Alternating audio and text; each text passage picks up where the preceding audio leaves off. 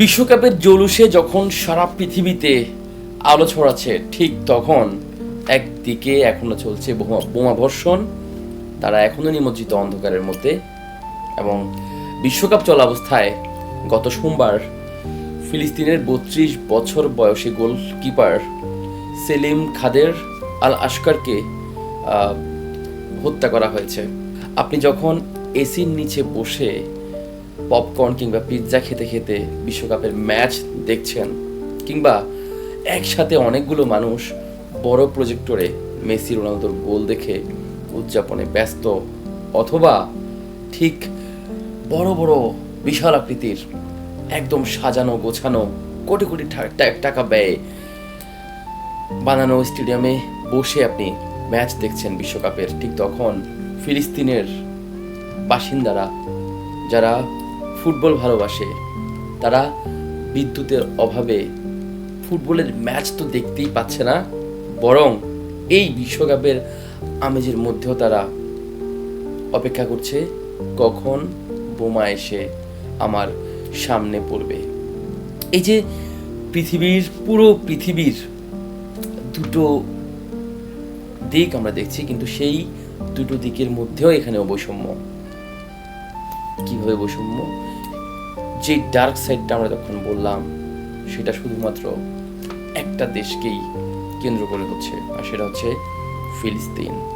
এই বিষয়টা নিয়ে না ফিফা কথা বলছে, না ফুটবলের সাথে জড়িত সংশ্লিষ্ট বহু বড় বড় সেলিব্রিটি তারা কথা বলছে।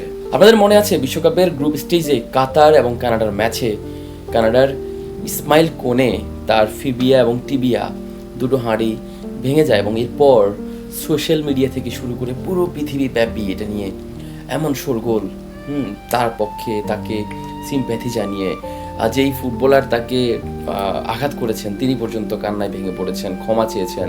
কিন্তু ঠিক একই বিশ্বকাপ চলা অবস্থায় একটা দেশের ৩২ বছর বয়সী একজন ফুটবলার মারা গেছেন ইসরায়েলের বোমা হামলায়।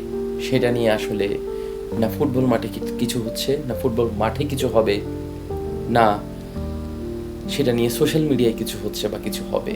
সেটা নিয়ে নেই কোনো শোরগোল, নেই কোনো আলোচনা, কোনো সিম্প্যাথি নেই, কোনো প্রকার তার প্রতি সহমর্মিতা জানিয়ে কোনো পোস্ট নেই। এই সময় আমরা অবশ্যই ফুটবল নিয়ে মেতে থাকবো, ফুটবল নিয়ে কথা বলবো। তবে এই যে এই ফিলিস্তিনকে এই সময়ও অন্ধকারে নিমজ্জিত করে রাখা হয়েছে, ফিলিস্তিনের ফুটবলারকে বোমা ফেলে হত্যা করা হয়েছে, এর পক্ষে অবশ্যই আমাদের কথা বলতে হবে। আমরা যখনই উদযাপন করব, আমরা আনন্দে মাতবো, আমরা বড় পর্দায় খেলা দেখবো, আমরা এসির নিচে বসে পপকর্ন খেতে খেতে মেসি রোনালদোর গোল দেখবো, কিন্তু ফিলিস্তিনের কথা বলতে যেন না বলি। এই ছোট্ট ভিডিওটি শুধুমাত্র ফিলিস্তিনের জন্য। দেশে দেশে সবার সাথে দ্য নিউজ।